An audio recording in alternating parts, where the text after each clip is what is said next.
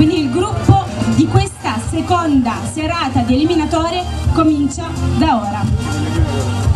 Lei è Irene Plenic, gareggia con il numero 66. Prego.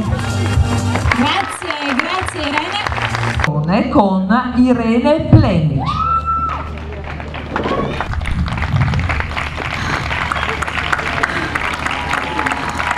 Grazie Irene per averci regalato questo momento.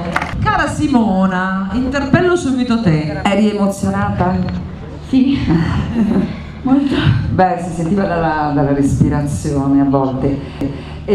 No, mi sei piaciuta, dai, mi sei piaciuta, sei stata brava. Grazie. Dove sei?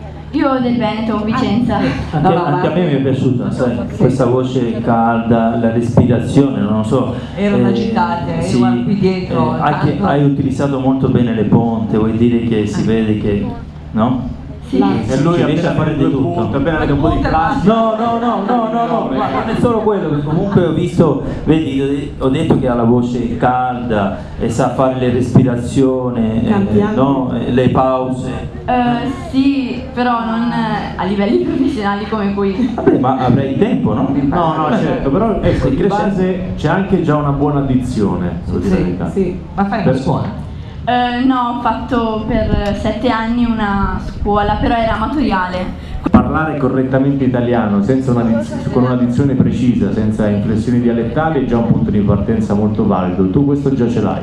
Grazie. Sì. Brava, Grazie complimenti. Io non ce l'ho. E adesso sempre per la recitazione fa un passo avanti la numero 66, Irene Plenic. E adesso i gruppi, adesso siamo alla recitazione.